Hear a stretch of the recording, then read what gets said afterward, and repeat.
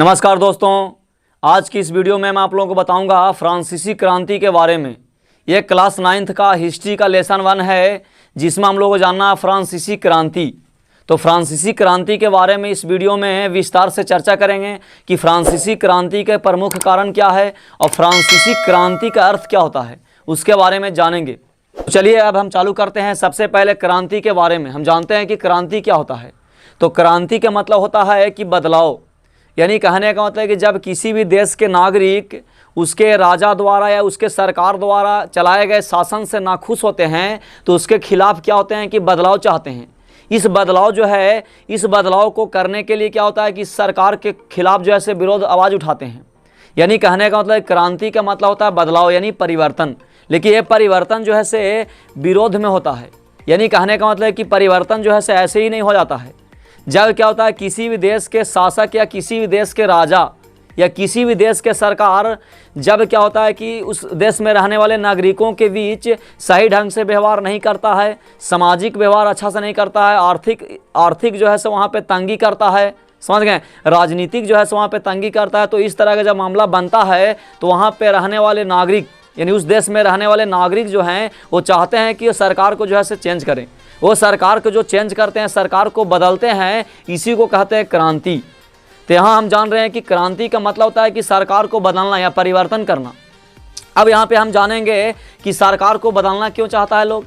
अब सोच करके देखिए, अगर किसी भी देश को सरकार अगर अच्छे से चलाता है या राजा अगर अच्छे से चलाता है, उस देश में रहने वाले सभी नागरिकों को हित में अगर काम करता है तो जो है से वहाँ पर रहने वाले लोग जो है से क्रांति की मांग नहीं करेंगे, यानी बदलाव की मांग नहीं करेंगे और क्रांति जो है से वहाँ पर क्रांति की भावना उत्पन्न नहीं होगी।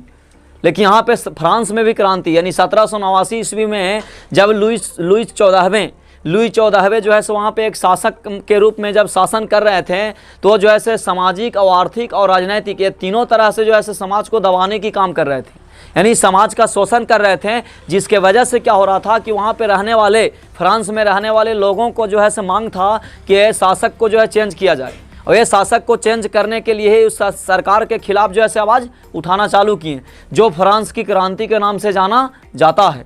तो फ्रांस की क्रांति का यहाँ पे 3 कारण है। फ्रांस की क्रांति का कितने कारण हैं? 3 कारण हैं। वो सबसे पहला कारण राजनीतिक कारण।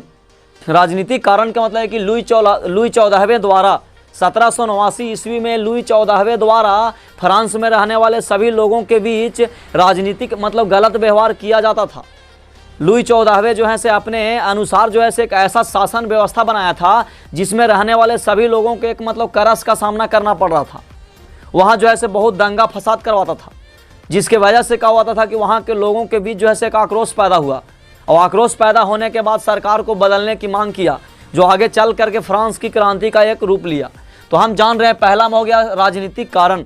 राजनीतिक कारण का मतलब है कि लुई 14वें के कूटनीतिज्ञ यानी कूटनीतिज्ञ के मतलब गलत राजनीतिक के वजह से वहाँ पे रहने वाले लोगों के बीच जो है आक्रोश पैदा हुआ, जिसके वजह से क्या हुआ क्रांति की लहर जो है दौड़ा और सरकार को बदलने की मांग किया गया। तो पहला हम जान रहे हैं यहाँ पे राजनीतिक कारण। दूसरा था सामाजिक कारण।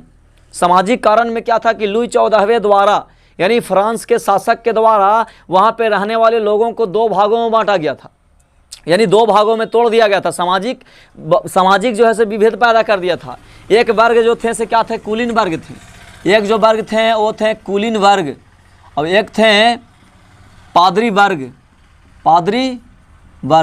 अब एक कुलीन वर्ग और पादरी वर्ग क्या है? तो यहाँ पे सामाजिक कारण यानी वहाँ पे फ्रांस में रहने वाले शासक जो था वो फ्रांस में रहने वाले लोगों के बीच 2 तरह का सामाजिक बंटवारा किया था। जो सबसे पहला था कुलीन वर्ग और दूसरा था पादरी वर्ग।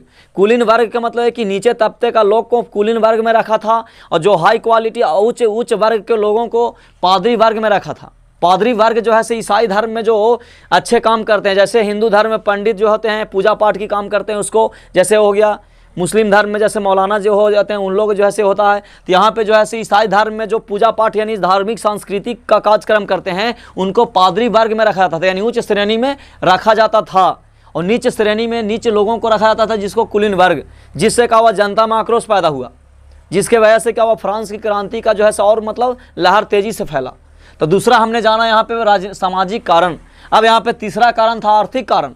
आर्थिक कारण में क्या था कि ये जो है सबसे महत्वपूर्ण कारण था क्योंकि फ्रांस में रहने वाले जितने भी किसान मजदूर थे वो सभी किसान मजदूरों की दयनीय स्थिति थी।